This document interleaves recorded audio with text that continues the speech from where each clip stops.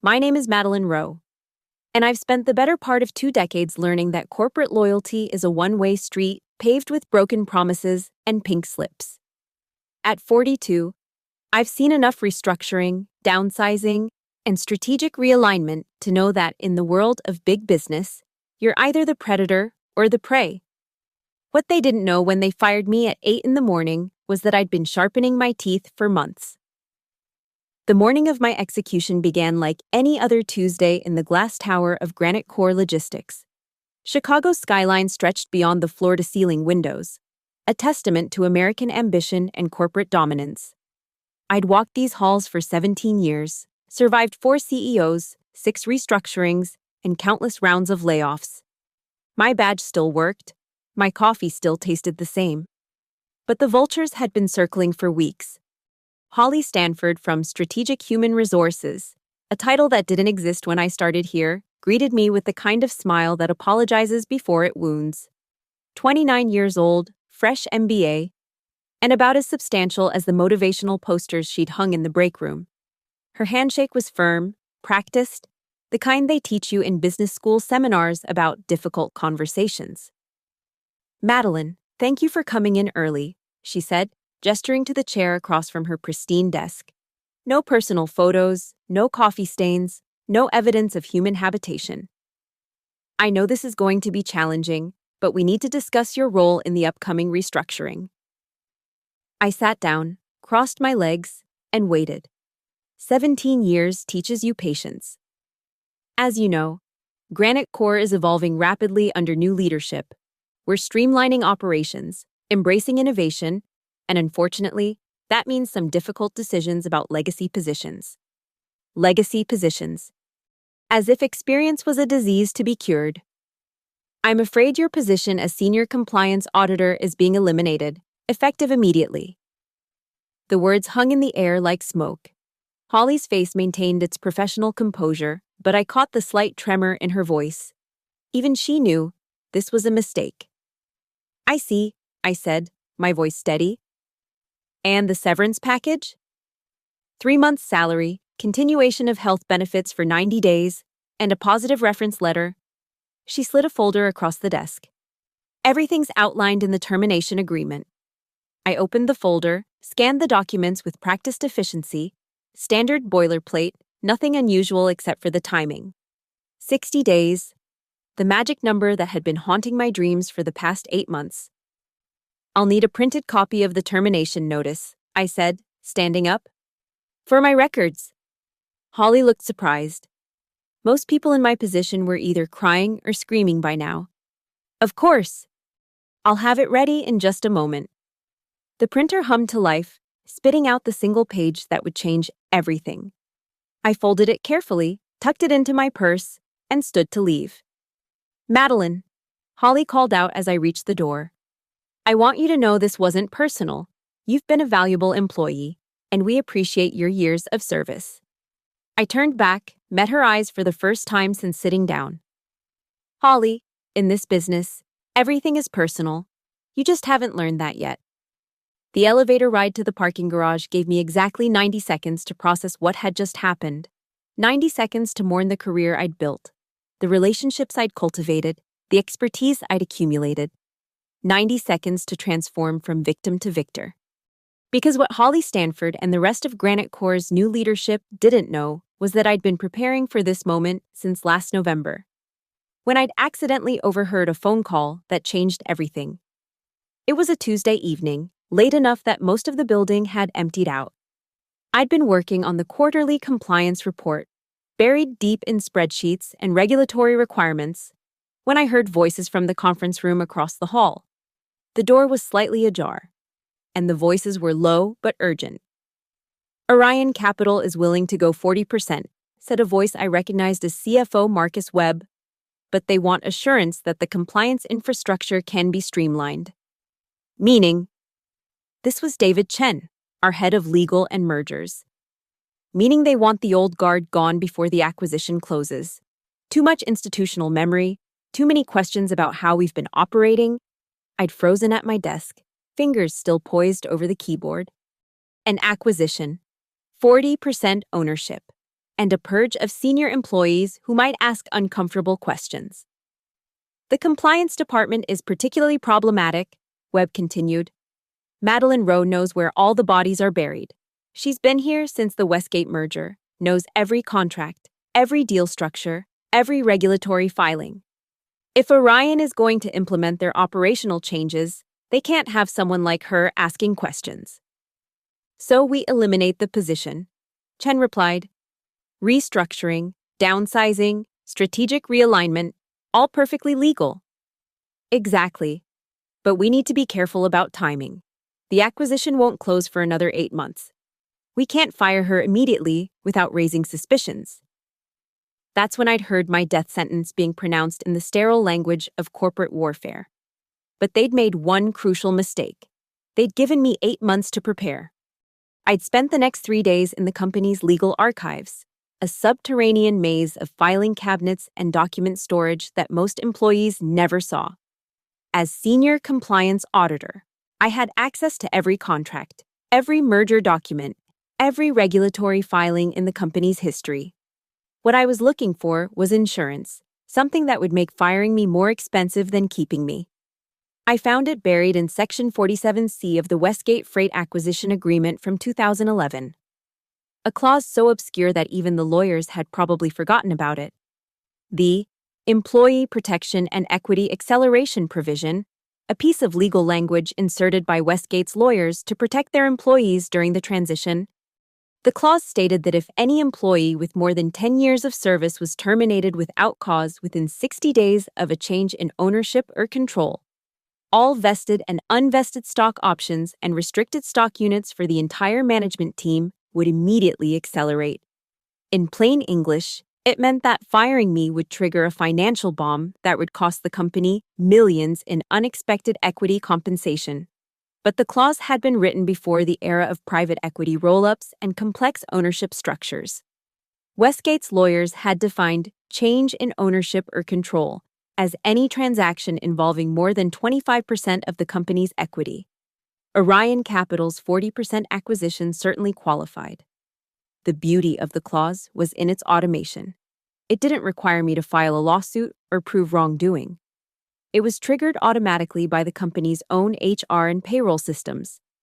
All I had to do was ensure that the termination was properly documented and that the systems recognized the connection between my firing and the ownership change. Over the next 8 months, I'd carefully prepared the ground. I'd updated the HR database to reflect the exact anniversary dates of every employee's service. I'd cross-referenced the stock option agreements with the employee roster. I'd even written a comprehensive analysis of the Westgate acquisition documents, ostensibly for compliance purposes, but really to ensure that the relevant clause was properly indexed and searchable. The hardest part was staying invisible. As the new management team consolidated power, I'd watched my access gradually restricted, my reports scrutinized, my recommendations ignored. Brandon Kellogg, the new CEO, had made it clear that he considered the compliance department a relic of the old regime. He'd replaced the mahogany conference table with standing desks and beanbags, hung motivational posters about disrupting the status quo, and referred to experienced employees as legacy assets that needed to be optimized. But even as they marginalized me, they couldn't eliminate me immediately. The Orion Capital acquisition was a complex process that required regulatory approval, due diligence, and careful orchestration. They needed me to maintain the illusion of business as usual while they prepared for the transition. I'd used that time wisely. Every Friday night, after the building had emptied, I'd stay late to update the automated systems that would trigger the equity acceleration. I'd embedded the relevant documents in the company's knowledge management system, created cross-references between the Westgate acquisition and the current ownership structure, and ensured that the HR automation system would recognize the connection. The irony was delicious. They'd given me 8 months to prepare for my own execution, and I'd used every minute to sharpen the blade that would cut them down. Now, sitting in my car in the Granite Core parking garage, I pulled out my phone and opened the secure email I'd prepared months ago. The subject line read, Urgent Compliance Violation Notification, Westgate Acquisition Clause 47C. The message was simple and to the point. Effective immediately. The termination of Madeline Rowe, employee ID 7439, has triggered the Employee Protection and Equity Acceleration provision outlined in Section 47C of the Westgate Freight Acquisition Agreement. All affected employees will be notified of their accelerated vesting within 24 hours. Please contact legal counsel immediately for guidance on compliance procedures. The email was scheduled to send at 9 a.m., exactly 1 hour after my termination became official. I could still cancel it. I could still walk away, take my severance package, and disappear into the comfortable anonymity of early retirement.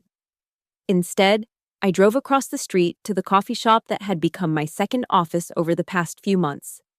The barista recognized me, smiled, and started preparing my usual order without being asked.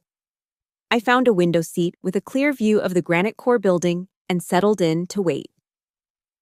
At 8:47 a.m., I pulled out my laptop and connected to the coffee shop's Wi-Fi. The email was sitting in my drafts folder, waiting for my final decision. I could see the Granite Core building reflected in my laptop screen, its glass facade gleaming in the morning sun like a monument to corporate arrogance. At 8:59 a.m., I moved my cursor to the cancel button. My finger hovered over the trackpad for a long moment, feeling the weight of 17 years of loyalty, dedication, and service. Then I thought about Holly Stanford's practiced smile, Brandon Kellogg's dismissive smirk, and the conversation I'd overheard 8 months ago. At 9 a.m., I closed the laptop and took a sip of my coffee. The first sign that something was wrong came at 9:23 a.m. I could see through the coffee shop window as several black SUVs pulled up to the Granite Core building. Men in expensive suits hurried through the lobby, their faces grim with purpose. Board members, I realized. An emergency meeting. My phone buzzed with a text message from Janet Morrison, my former assistant. Maddie, something crazy is happening. Everyone's stock options just vested. HR is going insane. What's going on? I typed back, I'm not sure. I was terminated this morning. Maybe you should ask Holly Stanford. The response came back immediately. Holly's locked herself in her office.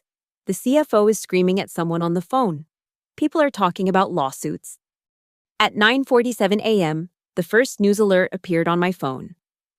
Granite Core Logistics stock plummets on surprise equity acceleration event. The financial news had picked up the story faster than I'd expected. In the age of algorithmic trading and instant information, corporate disasters could spread like wildfire. I ordered a second coffee and pulled up the company's stock price on my phone. Granite Core had opened at $47.32 per share. By 10 cm, it had dropped to $41.15. The trading volume was enormous. Clearly, institutional investors were dumping their positions as fast as they could. At 10:15 a.m., my phone rang. The caller ID showed Webb Marcus, the CFO who'd planned my execution 8 months ago. Madeline. His voice was tight with barely controlled panic. We need to talk. I'm not sure we have anything to discuss. Marcus, I was terminated this morning, remember? This is about the Westgate acquisition. There's some kind of compliance issue that's triggered an equity acceleration event. We need your help to understand what's happening. I almost laughed. You fired me 3 hours ago because you thought I was a legacy asset that needed to be optimized. Now you want my help? Madeline, please. This is serious. The board is asking questions. Our legal team is scrambling. If you know something about this clause, we need to discuss it immediately. I'm sure your new strategic human resources team can handle it, I said, and hung up. The stock price continued its free fall. By 11 a.m., it had dropped to $38.90. The financial news websites were running live updates, and our Granite Core collapse was trending on Twitter. Someone had leaked the details of the equity acceleration clause, and financial analysts were calling it the most expensive pink slip in corporate history. At 11:30 a.m., I received a call from an unknown number. The voice was female, professional, and slightly breathless. Ms. Giroux, this is Jennifer Patterson from the Wall Street Journal. I'm calling about the situation at Granite Core Logistics. Sources are telling us that you were terminated this morning and that your firing triggered some kind of legal clause that's costing the company millions. Would you be willing to comment? I was terminated this morning, yes. As for the rest, I'm not sure what you're referring to. You'd have to ask Granite Core's Media Relations Department. Ms. Rowe, our sources indicate that you've been with the company for 17 years and that you were instrumental in the compliance procedures following the Westgate acquisition. Did you know that your termination would trigger this equity acceleration? I paused, weighing my words carefully. I've always been thorough in my compliance work. Part of my job was ensuring that the company honored all of its contractual obligations, including those related to employee protections. Are you saying that Granite Core failed to honor its obligations? I'm saying that I always did my job to the best of my ability. If there were consequences to my termination that management didn't anticipate, that suggests they didn't do their homework. The interview continued for another 10 minutes, with Patterson asking increasingly pointed questions about the company's management, the Orion Capital acquisition, and my knowledge of the Westgate merger documents. I answered carefully, never admitting to intentional sabotage, but making it clear that I'd been aware of the potential consequences of my firing. When the interview ended, I felt a strange sense of liberation. For 8 months, I'd been carrying the weight of my secret knowledge, preparing for a confrontation that I wasn't sure would ever come. Now it was out in the open, and I was free to watch the consequences unfold. By noon, Granite Core's stock had lost nearly 20% of its value. The trading halt that had been imposed at 11:45 a.m. was lifted, and the selling continued. The financial media was calling it a corporate suicide and speculating about the long-term impact on the Orion Capital acquisition. But the real damage wasn't just financial. The story had captured the public imagination in a way that surprised even me.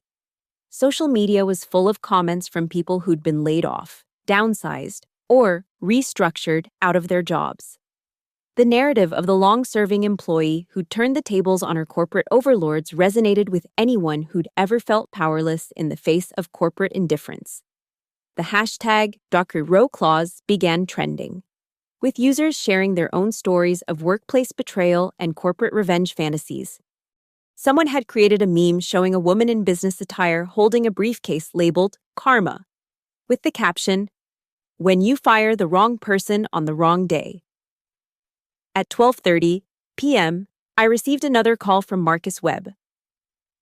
This time, his voice was different, less panicked, more calculating.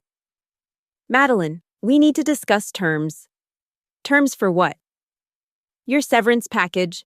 We're prepared to enhance it significantly in exchange for your cooperation in resolving this situation." "I'm not sure what situation you're referring to." "Marcus, I was terminated this morning, remember? My severance package was already outlined in the termination agreement. Don't play games with me." "Madeline, we both know you orchestrated this. The question is what it's going to cost us to make it go away." I considered my response carefully. "I didn't orchestrate anything. Marcus, I was fired for being a legacy asset that needed to be optimized.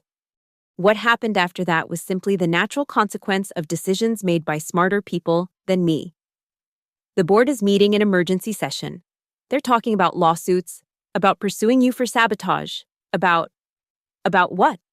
Honoring their contractual obligations, following their own compliance procedures, respecting the employment protections they agreed to when they acquired Westgate." The line went quiet for a long moment. When Webb spoke again, his voice was resigned. "What do you want?" "I want exactly what I got," I said. "I want to be fired for being a legacy asset. I want to be eliminated as part of a strategic restructuring. I want to be optimized out of existence by people who think 17 years of institutional knowledge is a liability rather than an asset." "Madeline, I got exactly what I wanted, Marcus. The question is whether you got what you wanted." I hung up and ordered a third coffee. Across the street, the Granite Core building looked the same as it had that morning. But I knew that inside, it was chaos. Emergency meetings, panicked phone calls, desperate attempts to contain a disaster that was already spreading beyond their control. At 1 p.m., the Wall Street Journal published Jennifer Patterson's article online. The headline read, "The $47 million pink slip: How one employee's termination triggered a corporate meltdown."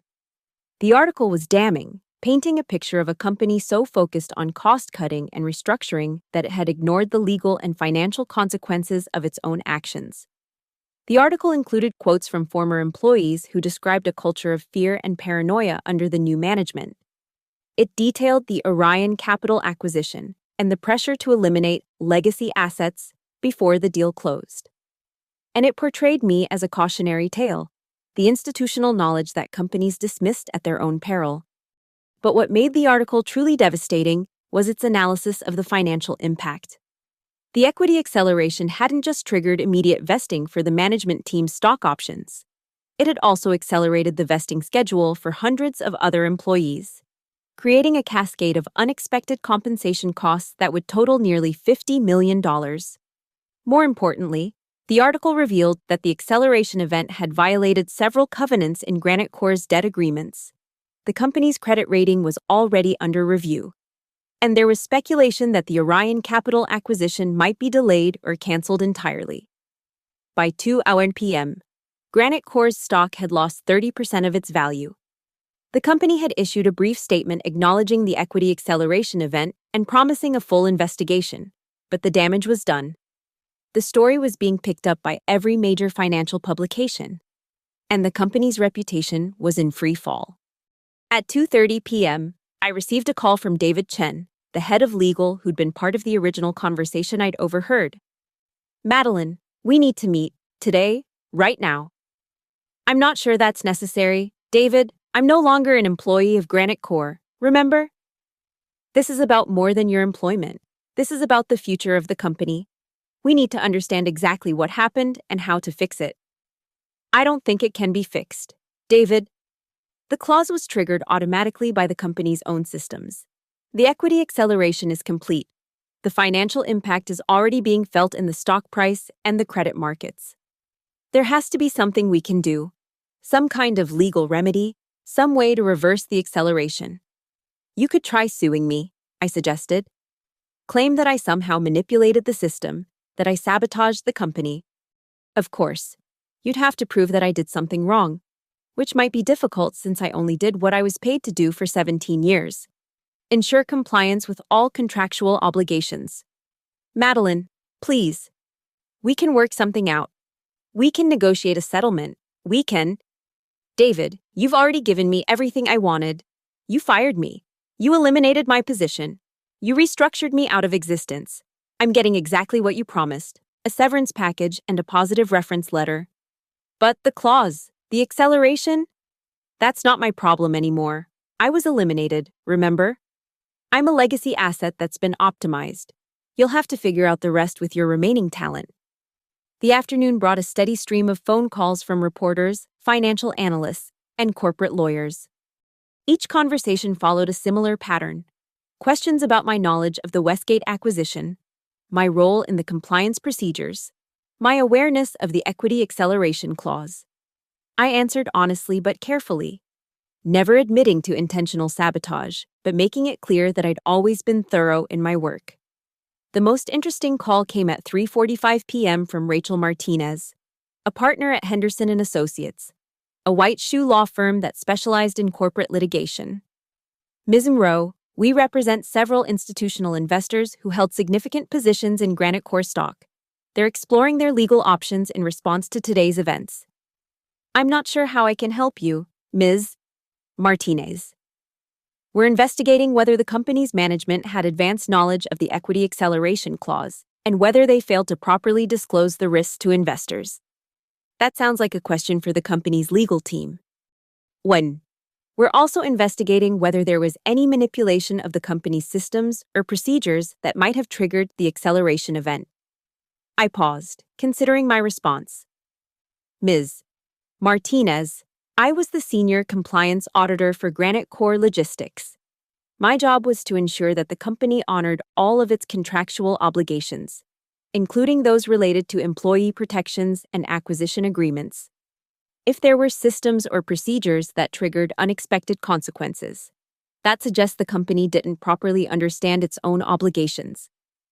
Are you saying that management was unaware of the clause? I'm saying that if they were aware of it, they presumably would have taken it into account when making personnel decisions. The fact that they didn't suggest either ignorance or recklessness. Would you be willing to speak with our investigators about your knowledge of the company's compliance procedures? I'd be happy to help, as long as it doesn't violate any confidentiality agreements. The call ended with Martinez promising to follow up within the week. I had a feeling that Granite Core's legal problems were just beginning. At 4 p.m., the company's stock was halted again, this time for pending news. The speculation was that the board was preparing to make a major announcement, possibly the resignation of senior executives or the cancellation of the Orion Capital acquisition. I finished my fourth coffee of the day and decided it was time to leave. The coffee shop had become crowded with reporters and financial analysts who'd recognized it as ground zero for the day's events. I'd overheard several conversations about the Roe clause and the legacy asset who fought back. As I walked to my car, I felt a strange sense of completion. For 8 months, I'd been carrying the weight of my secret knowledge, preparing for a confrontation that I wasn't sure would ever come. Now it was over, and I was free to move on with my life. But as I drove through the Chicago streets, I couldn't shake the feeling that this was just the beginning. The story had captured the public imagination in a way that surprised even me. The narrative of the long-serving employee who'd turned the tables on her corporate overlords resonated with anyone who'd ever felt powerless in the face of corporate indifference. The financial media was already calling it the Roe clause and speculating about its impact on corporate governance. Employment lawyers were advising companies to review their acquisition agreements for similar provisions. And business schools were likely to turn it into a case study about the importance of institutional knowledge and the dangers of dismissing experienced employees. At 5 p.m., Granite Core finally released its promise statement. The language was carefully crafted legal boilerplate, but the message was clear. The company acknowledged the equity acceleration event, promised a full investigation, and announced that CEO Brandon Kellogg would be taking a leave of absence to focus on his health and family. The stock market had closed by then, but after-hours trading showed continued weakness. The company's market capitalization had lost nearly $200 million in a single day, and the credit agencies were already reviewing their ratings. That evening, I sat in my apartment watching the financial news coverage. The story had legs. It wasn't just about one company's mistake, but about the broader issues of corporate governance, employee rights, and the consequences of treating people as disposable assets. The talking heads on CNBC were debating whether I was a hero or a villain. Some called me a master of corporate warfare who'd brilliantly outmaneuvered her enemies. Others suggested I was a disgruntled employee who'd sabotaged her own company out of spite. The truth, as usual, was more complicated. I hadn't set out to destroy Granite Core Logistics. I'd simply done what I'd always done, my job. The difference was that this time, doing my job had consequences that reached far beyond my cubicle. Over the next few days, the story continued to evolve. The Wall Street Journal published a follow-up article detailing the broader implications of the equity acceleration event. Several other companies announced reviews of their own acquisition agreements to identify similar clauses. And employment lawyers reported a surge in inquiries from executives who wanted to understand their own protection against corporate restructuring. The most satisfying development came on Thursday, when Holly Stanford, the strategic human resources executive who delivered my termination notice, was herself terminated as part of a restructuring of the HR function. The irony wasn't lost on anyone who'd been following the story. Brandon Kellogg never returned from his leave of absence. The board announced his resignation 2 weeks later, citing philosophical differences about the company's strategic direction. His replacement was a veteran executive from the freight industry who promised to restore stability and focus on operational excellence. The Orion Capital acquisition was officially canceled in early March. The private equity firm cited material adverse changes in the company's financial position and unresolved regulatory issues as reasons for withdrawing their offer. The $50 million termination fee that Granite Core had to pay only added insult to injury. But the most interesting development was the wave of copycat incidents that followed. Across the country, companies began discovering similar clauses in their own acquisition agreements, legal landmines that had been forgotten or ignored for years. The financial press dubbed it the Roe effect, and corporate lawyers began offering specialized services to identify and neutralize these hidden provisions. Some companies handled the discovery gracefully, proactively addressing the issues and working with their employees to avoid triggering the clauses. Others, unfortunately, chose to ignore the warnings and suffered their own equity acceleration events. The most spectacular example came in June, when a pharmaceutical company in New Jersey fired its entire compliance department as part of a digital transformation initiative. The mass termination triggered multiple acceleration clauses that had been embedded in various acquisition agreements over the years. The financial impact was so severe that the company was forced to declare bankruptcy within 6 months. As for me, I found myself in the unexpected position of being a reluctant expert on corporate compliance and employee protection. I received dozens of speaking requests, consulting offers, and interview requests. Several publishers approached me about writing a book about my experience. I turned down most of the offers, preferring to maintain my privacy and move on with my life.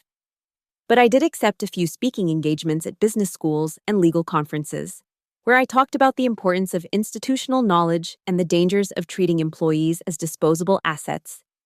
The message was always the same. In the corporate world, what goes around comes around. Companies that treat their employees with respect and value their institutional knowledge tend to thrive. Those that don't often find themselves learning expensive lessons about the hidden costs of their decisions. 6 months after my termination, I received an unexpected visitor. Marcus Webb, the CFO who'd orchestrated my firing, appeared at my door on a Saturday morning looking tired and defeated. "Madeline," he said, "I wanted to apologize." I invited him in, made coffee, and listened as he explained what had happened at Granite Core after my departure. The equity acceleration event had been just the beginning. The company's credit rating had been downgraded, its debt covenants had been violated, and its relationship with customers and suppliers had been damaged by the negative publicity. "We lost 12 major contracts in the first quarter," he said. "Our best people started leaving for competitors. The board brought in a consulting firm to review our operations, and their report was devastating." What happened to the new management team? Most of them are gone. The board cleaned house after the consulting report came out. They realized that we'd been so focused on cost-cutting and restructuring that we'd forgotten how to run a transportation company. And you? I'm leaving at the end of the month. Golden parachute, positive references, the whole package.